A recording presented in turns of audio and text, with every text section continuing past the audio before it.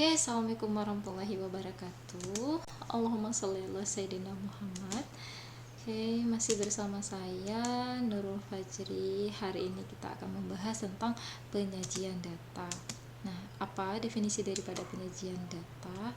Yaitu mekanisme yang dipergunakan dalam sebuah laporan penelitian untuk menyajikan rangkaian angka numerik atau penomoran agar mudah dibaca sehingga memudahkan data untuk dianalisis sesuai dengan standar keilmiahan. Nah, ada macam-macam penyajian data. Yang pertama yaitu tabel, yang kedua grafik atau diagram, dan yang ketiga yaitu peta. Tiga buah macam penyajian data ini pasti sudah sangat sering kita jumpai dalam kehidupan sehari-hari. Ya, kita akan membahas yang pertama yaitu tentang tabel. Nah, adapun pengertian tabel yaitu alat penyajian data angka dalam bentuk baris-baris atau kolom-kolom yang didistribusikan berdasarkan klasifikasi datanya. Nah, oke, contoh jumlah mahasiswa yang diklasifikasikan ke dalam tabel menurut daerah asal. Nah, ini dia. Contohnya yaitu ada kolom nama mahasiswa asal daerah. Kita lihat contoh pertama yaitu kolom pertama, baris pertama yaitu Anna berasal dari Inggris, nomor 2 yaitu Elsa berasal dari India. Ini merupakan bentuk tabel sederhana yang sudah sangat sering kita lihat dan kita gunakan dalam kehidupan kita sehari-hari. Oke, next. Nah, yang kedua yaitu grafik, yaitu alat penyajian data yang tertuang dalam bentuk lukisan garis dan gambar maupun lambang. Nah, tentunya pasti terdapat keunggulan dari grafik dan juga kelemahan. Untuk pertama kita akan melihat apa sih keunggulan daripada grafik. Yang pertama, grafik itu akan tampak lebih menarik. Kedua, grafik juga lebih cepat memberikan gambaran umum menyeluruh tentang sesuatu perkembangan maupun perubahan. Dan yang ketiga, grafik akan lebih mudah dimengerti oleh pembaca dan terasa lebih jelas. Nah, adapun kelemahannya yaitu jauh lebih sukar grafik itu jauh lebih sukar dan memakan waktu, biaya, atau alat yang lebih banyak pada saat pembuatan grafik tersebut. Nah, yang kedua, data yang dapat disajikan dalam bentuk grafik itu sangat terbatas. Jadi jika data terlalu banyak macamnya atau ragamnya, maka lukisan grafik akan menjadi ruwet dan membingungkan para pembaca.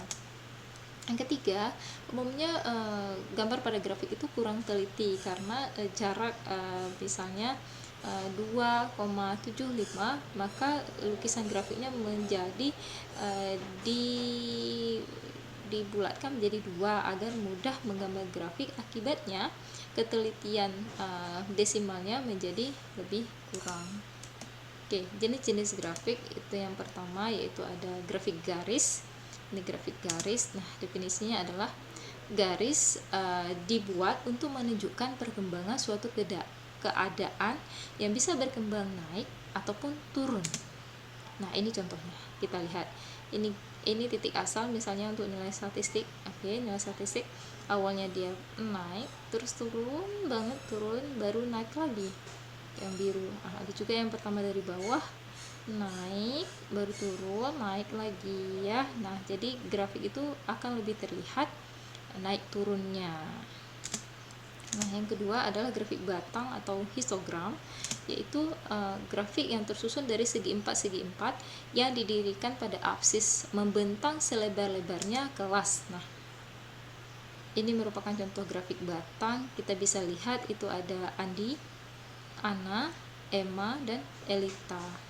Warna hijau menunjukkan kemampuan matematika, sedangkan warna hijau muda menunjukkan kemampuan bahasa Indonesia, dan warna kuning menunjukkan, kita anggap saja sebagai bahasa Inggris. Nah, si Andi kemampuan matematikanya jauh lebih tinggi atau dominan, sedangkan Anna yang lebih dominan adalah kemampuan bahasa Indonesia.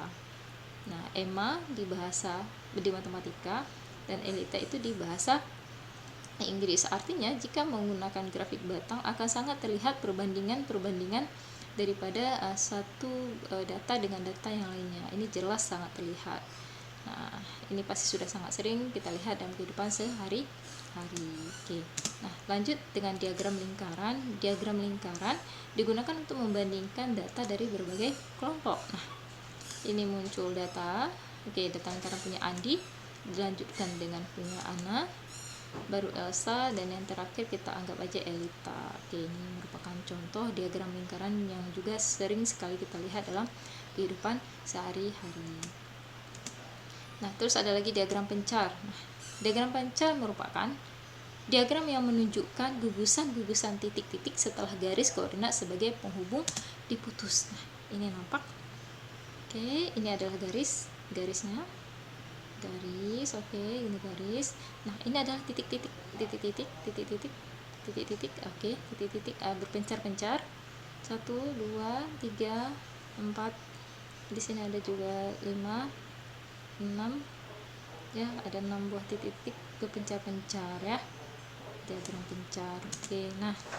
Terus ada lagi diagram gambar. Nah, diagram ini sering digunakan untuk mendapatkan gambaran kasar suatu hal dan sebagai alat visual. Nah, kita lihat ini merupakan contoh daripada diagram gambar tong daur ulang kami. Dia menggunakan bendanya dia bilang plastik, ada kaca, ada kaleng, dan ada kardus. Jadi untuk gambar kaleng dia meletakkan gambar kaleng minuman. Kita bisa hitung ada berapa kalengnya, 1, 2, 3, 4, 5, 6, 7, 8. Kalau biasanya kita untuk menghitung kita gunakan garis-garis, tapi ini langsung dia gunakan adalah gambar. Jadi terlihat bahwa diagram ini jauh lebih menarik dan penuh dengan warna. Oke. Nah, terus ada lagi jenis selanjutnya yaitu diagram peta atau kartogram, yaitu dalam pembuatan peta diagram ini menggunakan peta geografis tempat data terjadi. Kita lihat ini judulnya adalah Produksi Jagung Nasional 2011. Nah, yang nasional, karena nasional maka peta yang digunakan adalah peta Indonesia. Oke, kita bisa lihat ada 5 buah warna. Yang pertama warna ungu, yaitu jika produksinya kurang dari 100.000 ton. Warna hijau yaitu 100.000 sampai 500.000 ton. Warna coklat 500.000 sampai 1 juta ton, dan warna kuning 1 juta sampai 2 juta ton. Warna merah lebih dari 2 juta ton.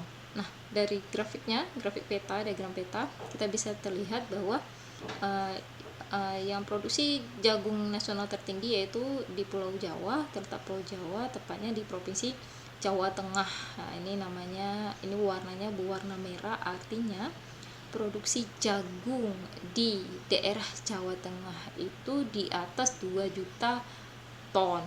Nah, sedangkan daerah kita yaitu Nagro Aceh Darussalam itu berwarna hijau. Nah, kita juga bisa tahu bahwa pada tahun 2011 produksi jagung kita berada di kisaran 100.000 sampai 500.000 ton. Oke. Nah, ya, kita lanjut dengan yaitu poligon frekuensi. Nah, poligon frekuensi merupakan grafik garis dari dalam data tabel distribusi frekuensi yang menghubungkan frekuensi setiap nilai tengah interval kelas yang dimulai dari interval kelas ke-0 sampai dengan interval kelas ke-1. Kita lihat contoh. Nah, ini nilai tengahnya adalah 49,5.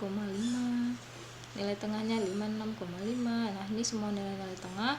Titik-titik nilai tengah dihubungkan. Nah, ini adalah contoh daripada grafik poligon frekuensi. Oke, nah terus selanjutnya adalah OGIF.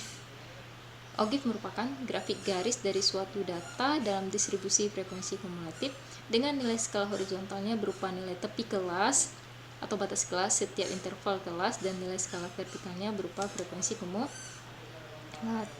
Nah, ini dia contoh. Ini Ana, Andi, Iglas, dan Elita. Ini merupakan contoh daripada grafik OGIF, dan ini